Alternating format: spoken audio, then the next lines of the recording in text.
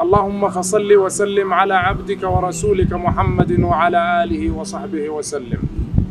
أما بعد، ولا ليال ما أنت وحاندين وضع حديث كم إذا أحاديث رسولك صلوات ربي وسلامه عليه، حديث كاسو كهلا أفر قيبوت أفر عناصر أي كوبيناي عنصر كنا وحكوبيناي سدح قيبوت.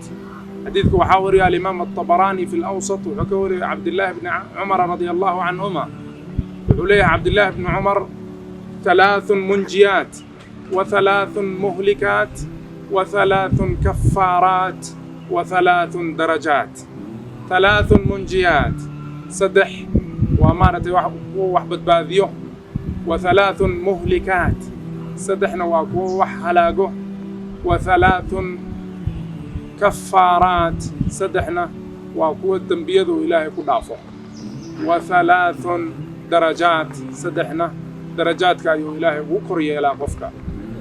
فأما المنجيات سدح ذا ما نتقفك وكبت باذايو فتقوى الله في السر والعلانية، وإنه قفك إلهي كعب صدو مركا وكليجي هي مركا وددك اللي جوجو لبضبا مدى اللباد وحاويان والقول بالحق في الرضا والسخط، قفك إنه حق الله ومارته وح خير أما وناقة مارته وكوها الله مركا ورالجي هي مركا وعريسين يا لبضبا وسنكده بحين عدالته.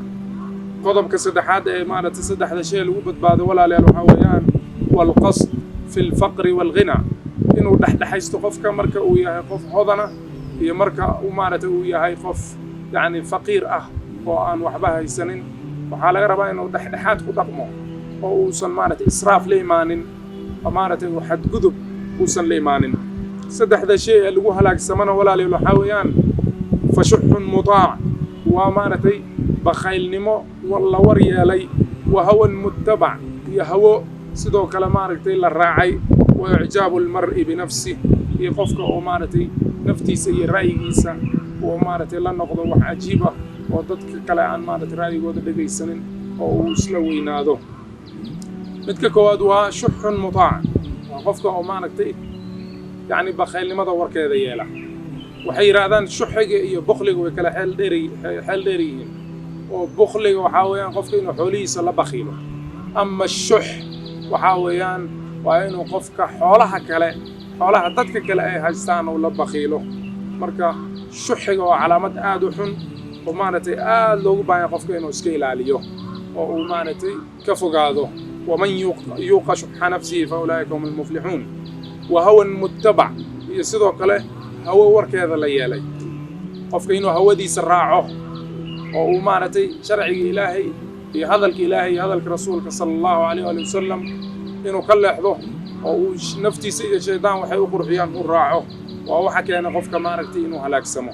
afara'ayta man ittakhadha ilaahahu hawaa, ilaahay baa ka sheekeynaya qof hawadiisa ilaah ka dhigtay oo maaragtay dhumay, markaas ayuu dhumay asagoo maaragtay cilmi leh weliba ayuu dhumay. walaalayaal, qodobka saddexaad waxaa weeyaan waa icjaabu almar'i binafsihi, qofka inuu maaragtay naftiisa ay cajiib la noqoto oo ra'yigiisu cajab geliyo oo uu maaragtay kibro oo dadka kale iskala weynaado, waana waxyaalaha maaragtay dadka halaago oo daanta ka rida. walaalayaal